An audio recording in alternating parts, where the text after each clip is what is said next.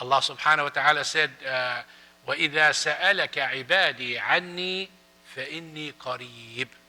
If my servants ask you about me, I'm very near.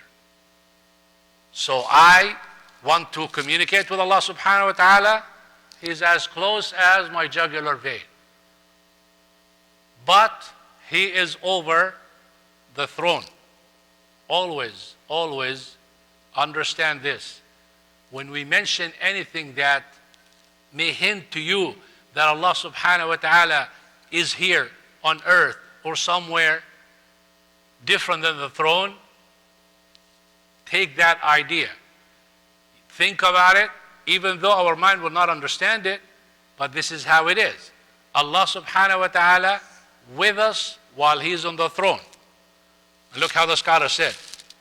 We have a hadith that says every night Allah subhanahu wa ta'ala descends to the lower sky, the heaven sky, our sky, at the end of the night. The scholar said He descends to the lower heaven while He is still over the throne. Try to think about that, brother. It's not going to work with our mind. Allah subhanahu wa ta'ala did not give us the capability of understanding this, which tells you there is a cap for your thinking. There is a limit for your thinking that you should not transgress over that. Some people just, I have a mind and I can think. That's true, but there are limits for that mind. Our mind is limited when it comes to who is Allah subhanahu wa ta'ala and the knowledge of the unseen. We only know what Allah subhanahu wa ta'ala tells us. Another example, an incident that took place and Allah subhanahu wa ta'ala wants to warn you about it and declare it to you. Yani let's say a fight happened here. People come, he hit him, I hit him, they hit him, somebody. It's not clear. People confused about the whole scene. And then you read the police report, which is the closest to the truth because it's done after thorough investigation. Well, without comparison, incidents happens at the time of Prophet Muhammad ﷺ. Allah subhanahu wa ta'ala reveals in the Quran exactly what happened and what took place and who's right and who's wrong to warn us and to give us a message. One of the example, in the Battle of Tabuk, companions were traveling and some of the companions started talking little or belittling the Qurra or the people who memorize the Quran. They said the following. They said, ما وجدنا أو ما رأينا مثل قرائنا. We've never seen anybody like those people who memorize the Quran. ما وجدنا مثلهم هؤلاء أرغب بطونا. We have not seen anyone who likes to eat like them. Yani basically all they care about is food. ولا أكذب لسانا. And they lie too much. ولا أجبن عند اللقاء. And very coward when they meet the enemy.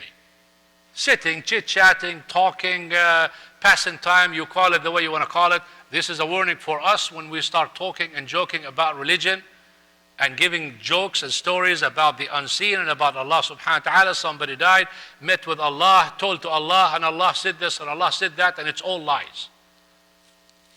Allah subhanahu wa ta'ala revealed ayat telling us about those that they are disbelievers by this kind of joking. Allah subhanahu wa ta'ala said, قَدْ كَفَرْتُمْ بَعْدَ إِيمَانِكُمْ. You became a kafir after you were a believer and a sahabi. By saying this, when they heard the ayat, the person who was saying he followed Prophet Muhammad sallallahu alaihi wasallam, hanging on to the animal that he was riding sallallahu alaihi wasallam, begging him, said, "Oh Prophet of Allah, إنما كنا نخوض ونلعب, إنما كنا نخوض ونلعب." We were just having fun, passing the time, joking. You know, we're traveling long time. We just want to chit chat and talk and laugh. And the only answer Prophet Muhammad sallallahu alaihi wasallam gives them is repeating the ayah. قل أبي الله وآياته ورسوله كنتم تستهزئون. You think joking about Allah subhanahu wa ta'ala and lying about Allah subhanahu wa ta'ala and His Messenger, that's something that is joking and it's accepted. قَدْ كَفَرْتُمْ بَعْدَ إِيمَانِكُمْ. And they were even rejected to accept the forgiveness. And we know a disbeliever can commit disbelief and come back and ask Allah subhanahu wa ta'ala forgiveness. But this particular incident, they were not, to show you the danger of joking.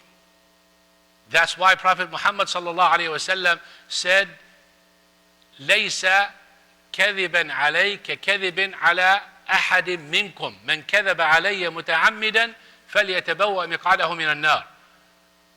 Lying about me is not like lying about him or about him or about him or about me.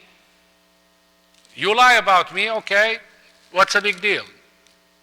You lie about him, what's a big deal? But you lied about Prophet Muhammad sallallahu alaihi wasallam, that is faith, that's religion. Thousands and millions probably people going to follow what you're saying. I come and I tell you Muhammad sallallahu